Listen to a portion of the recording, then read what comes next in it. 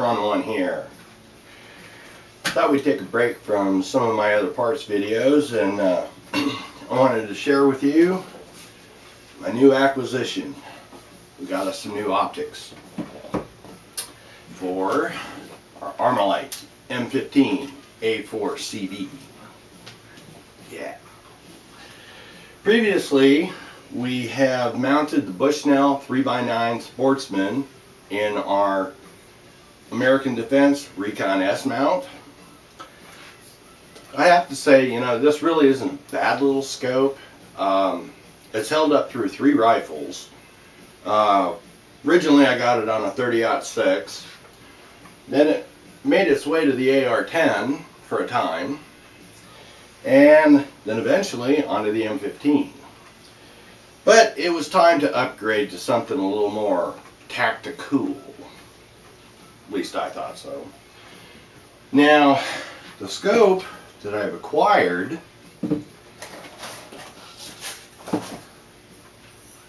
is the Leupold Mark AR 3x9x40. A magnificent piece of optical engineering. Okay, I had French fries for lunch. Anyway, I have seen these on many rifles, read countless reviews on them, sat and looked on the internet, sitting there drooling, you know, typical. So, finally acquired one. And I have to say, it is a very, very nice little scope. All the reviews and the people I know that have these, definitely like them. So, we're going to take a close-up look at it, and then we're going to get down to business. We're going to uninstall the Bushnell on the American Defense mount. Then we're going to install the Mark AR, do a rough sight in, and hopefully get out and get it dialed in. So stay tuned.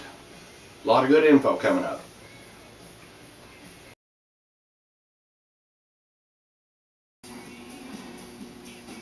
Alright, let's take a little closer look at it, shall we?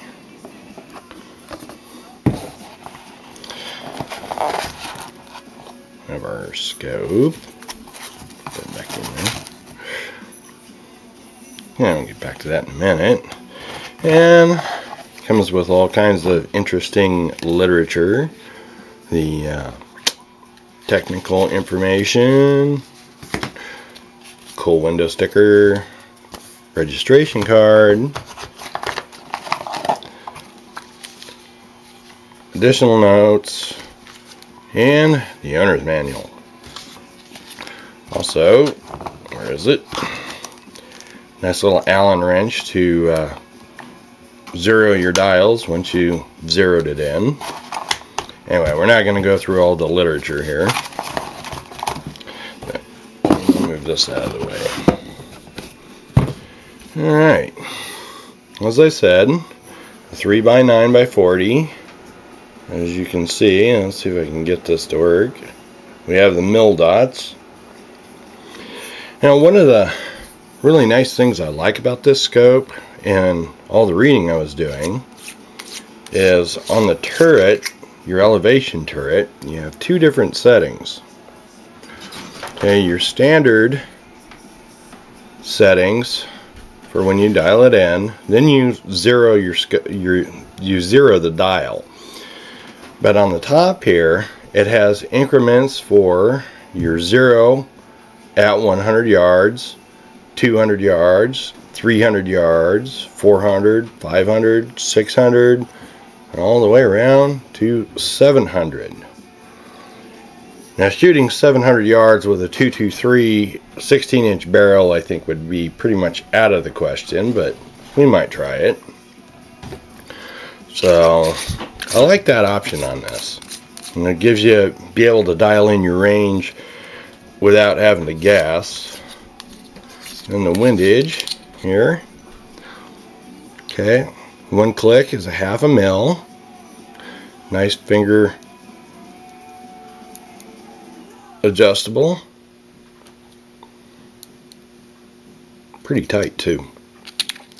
So, like I said, not a lot of bells and whistles. So, got a set of lens covers coming for it. Butler Creek flip-ups, so hopefully those will be here in a couple days. So, what do you say we get to the install? Oh, and just for any of you safety Nazis out there, got our chamber flag in, so I just thought I'd throw that out there. Let's get on to the install.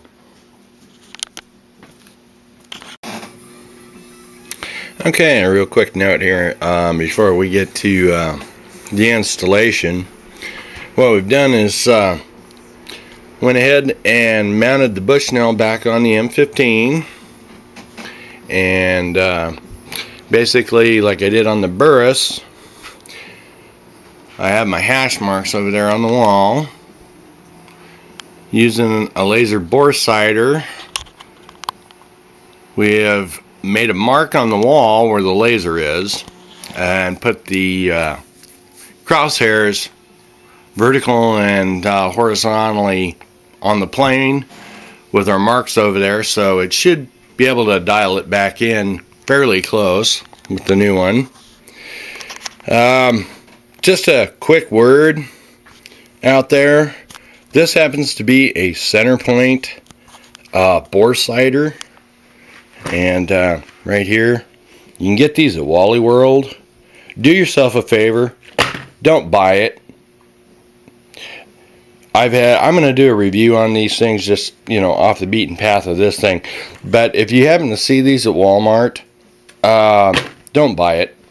Spend the money, get yourself either a Leupold or a Bushnell or a Laser Max, you know, somebody that actually knows what they're doing making a bore sighter. This thing's a POS. Second one I've gone through, and it's totally screwed.